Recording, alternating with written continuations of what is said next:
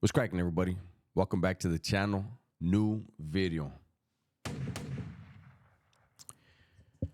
This morning, we're going to talk about the riot that happened in, I think it's pronounced Eli. I don't know if I said it wrong. I apologize. Eli State Prison in Nevada. People have been talking about it, and normally I don't talk about other states. Normally I don't talk about their prison systems, what they do. This is a situation where I'm not going to talk about any of the things that go on in there because I don't know. But a lot of people have been asking, have I seen it? And a lot of videos are popping up because I said, you know what, let me look at it. And there were three videos, because with me researching it, they popped up. And the one that I watched all the way through was on, I don't know if it's the Homie Hangout or Rascal Reacts. I don't know which one, but it was one of those ones, right? And when I say one of those, it's because it's the same host that does both channels. And he went into depth. So if you want to go all the way in depth, go ahead and check out his video on it. I'm very interested. The reason why I'm doing this, it's very unique, at least to me. The way this, according to that channel, according to that video, the way this all happened, the way it all went down. So in this video and other videos have said it was the incident that occurred in prison was between the Southern Mexicans and a white faction, a white group in Nevada, in the prison, right? After the dust settled, 3 people were killed. 2 of them having been the number 1 and the number 2 for the organization for the whites. And the crazy thing is, according to the video that I watched, this is all stemming from an incident that occurred on the streets. To me, that's mind-blowing. I don't recall, off the top of my head right now, I don't recall an incident that occurred on the streets of California that led to a major incident occurring inside the walls. See, California is like the opposite. Now, this might be a one-off over there. I don't know. I don't know their system. So somebody that's been in that system will be able to, clarify in the comments or make a second video and tag me and people can go over there and check it out. But in California, the inside controls the outside. This seems to be a situation where the outside dictated what happened on the inside, and it was dictated in a major way. So apparently, I'm not going to get into the whole thing that happened on the outside, but the former main dude for that same organization, white organization, who, according to what I heard, was no longer in the greatest of standings. He was running around on the streets, had just paroled, and he got into it with someone. And this guy, the former top dog, lost his life in that incident. But a Mexican who was not a gang member but has a lot of friends and a lot of acquaintances and loved ones who are Southerners, he was also hurt pretty bad. And so you have an organization like Mike, like for me, I'm telling you, it blew my mind. I was like, whoa. I don't know anything about that organization. I don't know how it's set up. I This is the first time I ever heard of that group, and not to be disrespectful, but that's a different state, right? But I was like, damn, you had the former leader lose his life out on the streets, which led to the new leader and his right hand man, his number two, all losing their lives. I would say, I would guesstimate, make I would make a guesstimate that officials in Nevada are freaking out right now. They know, like anyone who has done time knows, this is very serious. This can't.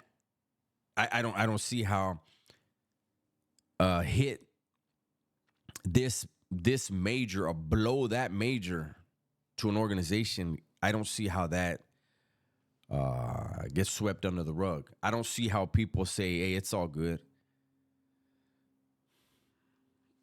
I'm sure there are people in that organization that are feeling like, how the fuck did this happen? A guy that was in bad standings within their organization leads to the loss of their number one and number two.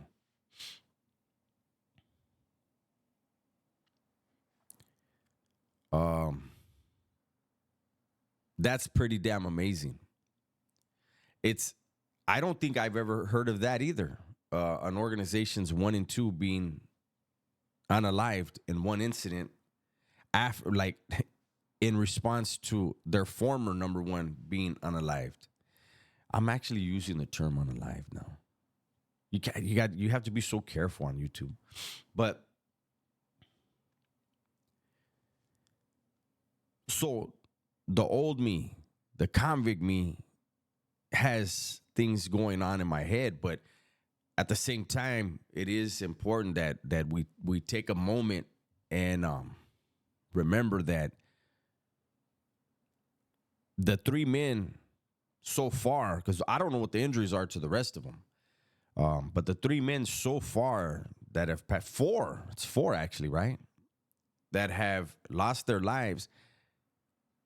That's thousands of people who have directly or indirectly within their family been impacted by this violence.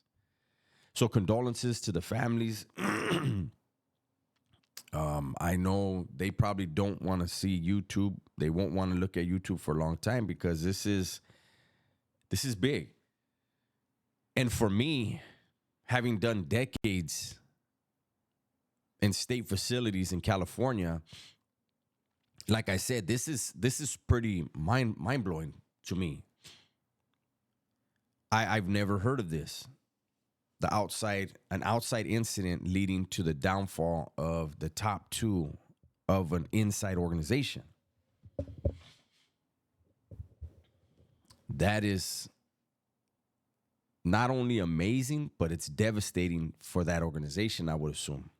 And I can imagine everyone in there is gearing up for war. And for those of you that have never been to prison, I'm going to tell you right now, the most comfortable guys, I'm going to be honest, the most comfortable guys right now in that prison system are the ones that were in that day room and took part,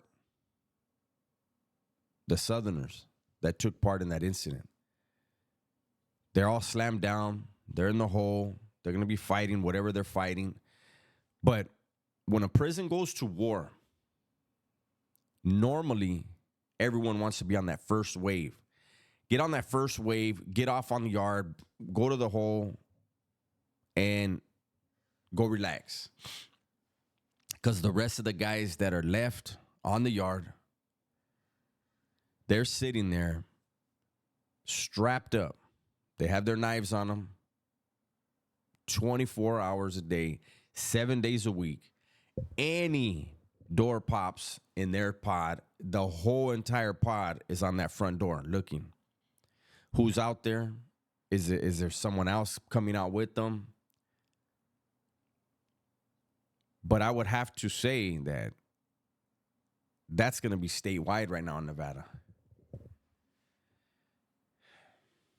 It's not like when you have over here in California, you have an incident occur, like for an example, the Pelican Bay riot in 2000. When that thing went off, you had A facility and B facility. A and B yards were the main lines. C and D facilities, those were the shoe. So you had A and B now on a war footing. The doors crack, it's going down. But it doesn't affect New Folsom, High Desert, Salinas Valley, these other prisons. It didn't affect those. Everybody's aware of it and they're on their toes, but it isn't all out war throughout the whole state with a certain faction. This right here, this is a statewide call to war. In my eyes, and the way I think, this is different. Everybody's strapped up. I'm telling you, the Department of Corrections in Nevada right now, whoever's in charge, if they have hair, whatever they have on their head, they're pulling it out right now. They understand, and there's nothing they can do about it. You cannot, by law, you cannot say, okay, we're going to make this prison for that white group, and we're going to make that prison for the southern. You can't do that. Segregation is not allowed inside or outside of prison walls. So this thing is going to have to play out. Cooler heads will prevail. But that's after some scores are settled, or people attempt to settle scores, or I would think at least a year or two. Who knows? Maybe it only takes 6 months. Maybe I don't know the size of this group. The group that lost their 1 and 2. I don't know the size of it over there. But no matter what the size is, even if there's 20, there's 100. That 20 and that 100 is on goal. There's a lot of Southerners over there, though, that are going to be on goal. So prison just got a lot harder for a lot of people over there in Nevada. Those of you that have loved ones over there, all you can do is pray. Accept the calls when they get them. I'm sure they have the cell phones. Answer those phone calls. I'm not trying to scare anybody. But you don't know, when people are in prison, you don't know when that phone call might be the last one. Write them letters. Do whatever you can do to just let them know, like, hey, man, because you're worrying. It's fine to worry about your loved ones, but don't try to pass that worry on to them in there. It'll just lead to frustration because they have to focus on what they have to do. And like I said, things are going to get a lot uglier before they can get any better. Before they can get back to the regular misery of incarceration, things are going to be ugly. Once again, before I go, condolences to all those that have been impacted by this violence. Those of you on the streets, whether it's California, Nevada, Wisconsin, I don't know, wherever you are, if you're criming it and you think it's fascinating, imagine you were in that system, or whatever system you may go to in your state. Something happens, and next thing you know, the people that you have aligned yourself with are going to be at war for who knows how long. Now, other states are going to be like, well, we don't have the politics of the West Coast, because Nevada, they have pretty much the same politics as California. And that's why I kind of have an understanding a little bit of the mindset, the preparations that are going on. But nobody ever knows until they're actually there. So that's my video for today, man. Hopefully you guys enjoyed it. Everybody, please be safe, be smart, and tell the ones you love that you love them, man. I'm out of here.